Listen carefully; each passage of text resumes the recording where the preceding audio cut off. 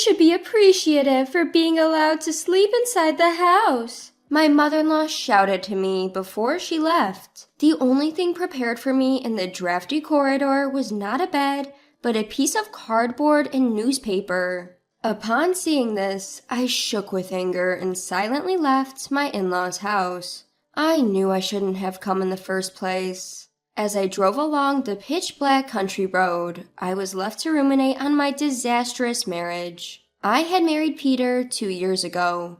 We both worked hard, just bought our house, and our marriage was in a good state. We would often talk about having kids next. However, our relationship with the in-laws wasn't exactly smooth sailing.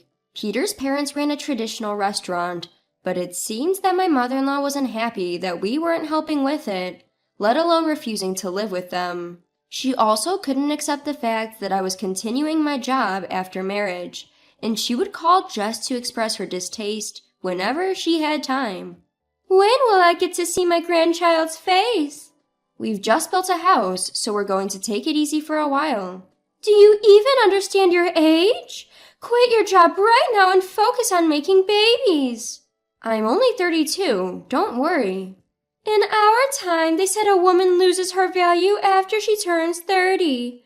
If you don't hurry up, you won't be able to have a decent child." "Why would you say such a thing in this day and age when there are many older mothers?" "I don't want a grandchild who's not normal." It seems that my mother-in-law's way of thinking stopped at an older time, and she wouldn't listen no matter how much I told her that times have changed.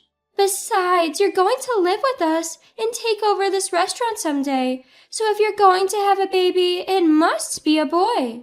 "We have no intention of living together, and we don't care about the gender of our child."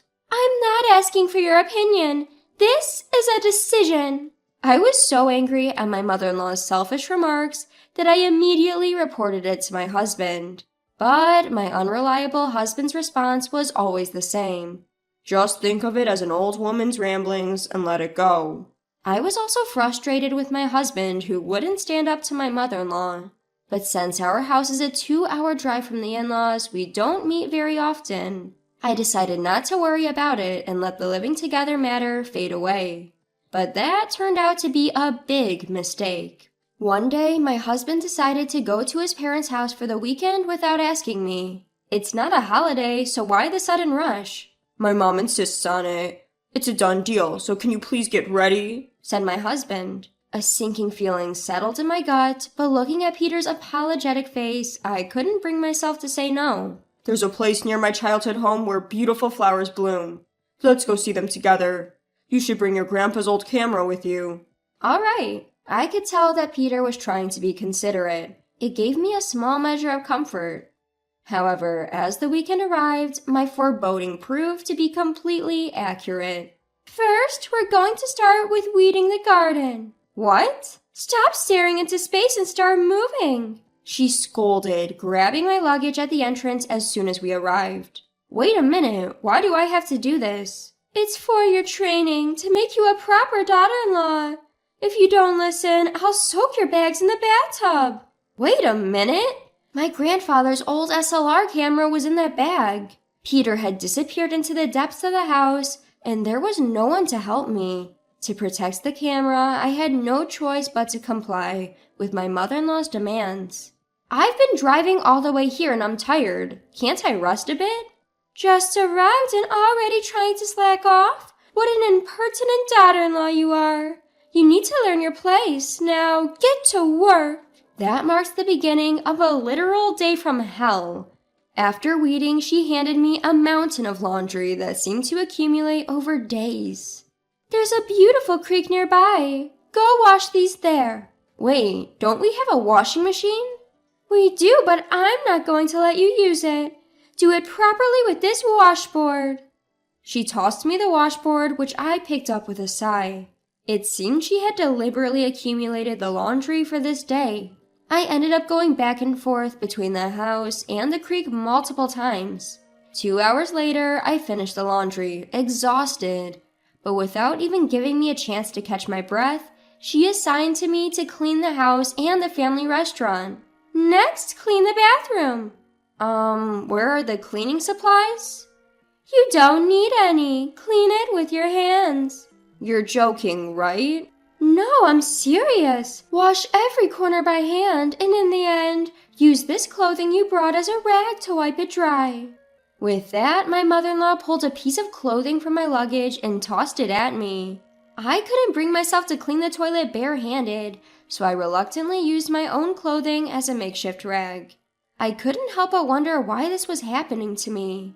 Even after that, I was treated like a maid by my mother-in-law, while my husband Peter was nowhere to be seen. While I toiled away, Peter was playing chess and drinking with his father during the day. By the evening, when I was finally allowed inside the house, Peter was completely drunk. Please do something about your mother. She's using the luggage she took from me as a means to boss me around. I know. I told her that your precious camera is in the luggage, so if she took it, she could get you to do as she says. What? I've always been bothered by your attitude. What do you mean? Haven't we always been on good terms? I didn't understand what Peter meant and was confused. We were building a new house and even considering children. I built the house for my parents.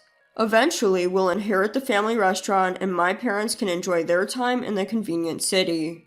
What? You must be joking. That's what I really think. Children are meant to be heirs. If it's a girl, I won't accept it, and I'll send the child to a foster home. How could you say such a thing? But first, we have to correct your unpleasant attitude. My mother can train you this time. So you brought me here with that intention from the beginning? Seems like you finally understand. What about when you said let's go see the flowers together? That was a lie to make you bring your grandfather's camera.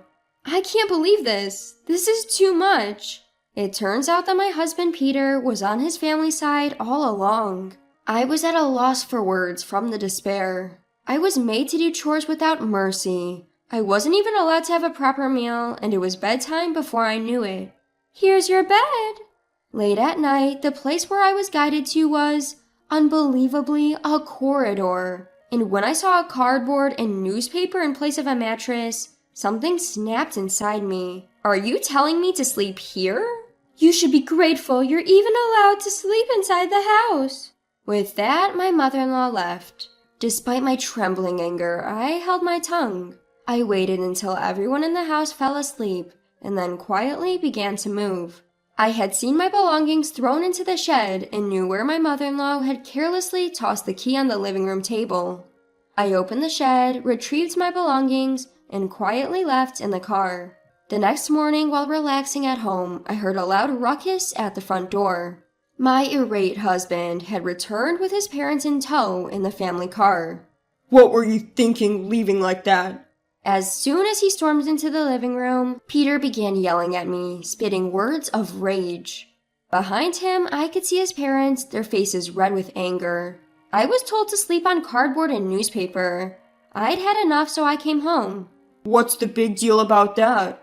A wife should see her mother-in-law as an absolute authority. You have to obey whatever she says. What kind of outdated mindset is that? Are you out of your mind? Peter's unbelievable justification. Yet from behind him, his parents began to back him up.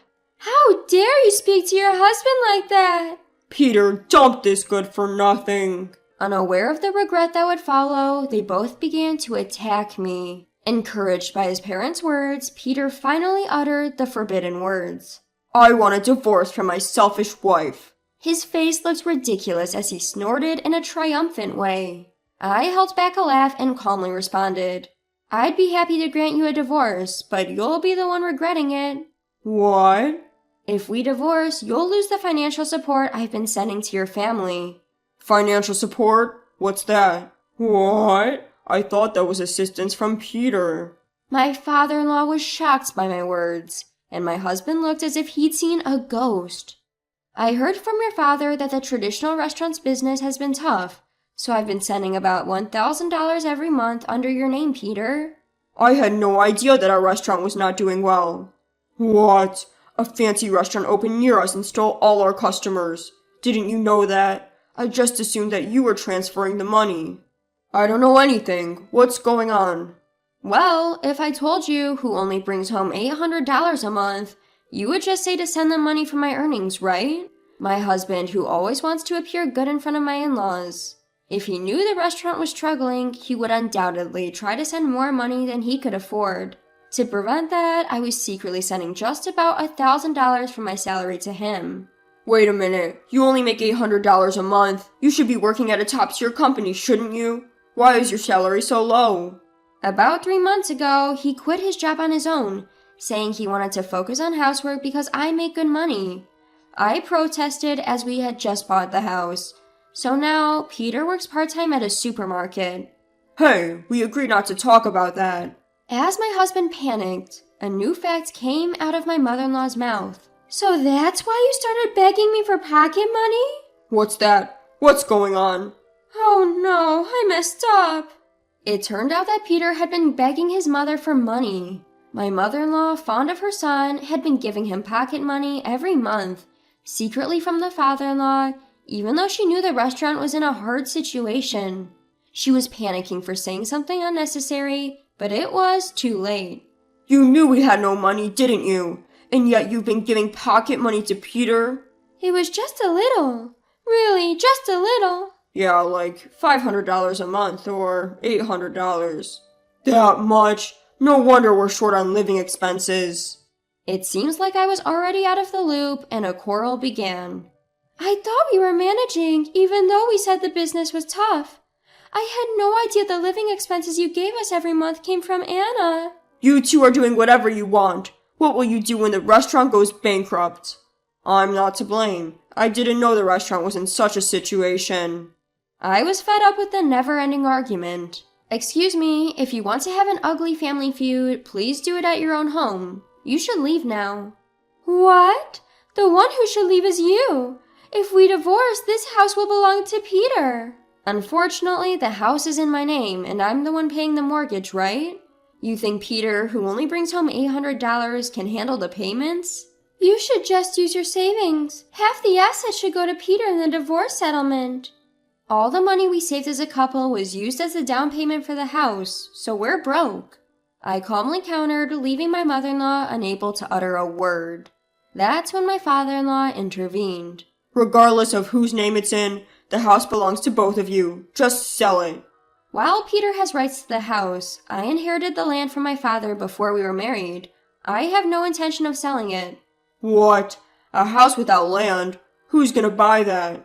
Hearing the conversation between me and his parents, Peter realized he would lose the house we worked hard to build if we divorced. Panicked, he blurted out the unthinkable. Let's not get divorced. What? Let's forget about all of this and continue living as a happy married couple. What kind of nonsense is that? After you and your mom ganged up on me and put me through hell, you think we can just let bygones be bygones? I won't sign the divorce papers. Then I'll take you to court if I have to. I don't intend to let you step foot in this house again. Don't say that. We fell in love and got married, remember? You betrayed me and did the unthinkable, remember? There's no way I can continue being married to someone like that. Realizing his pleas were falling on deaf ears, Peter mumbled, I can't believe this. Enjoy your fall from grace as a happy family then. Please don't abandon me. With a pathetic look on his face, Peter clung to me in a last-ditch effort. His parents even fell to their knees, but I showed no mercy and kicked all three of them out of the house. After that, I immediately hired a lawyer to divorce Peter, ensuring the house and all assets remained mine with no property division. We agreed that he would not contact me at all, effectively severing all ties with him and his family.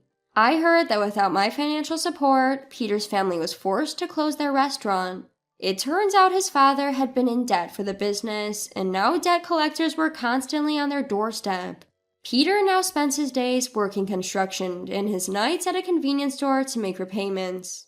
His father has taken a part-time job at a diner, and his mother has started doing piecework. I heard they're barely scraping by. As for me, I've invited my parents to live with me, and we're enjoying our days together. My work is going well, and I'm starting to build up savings again.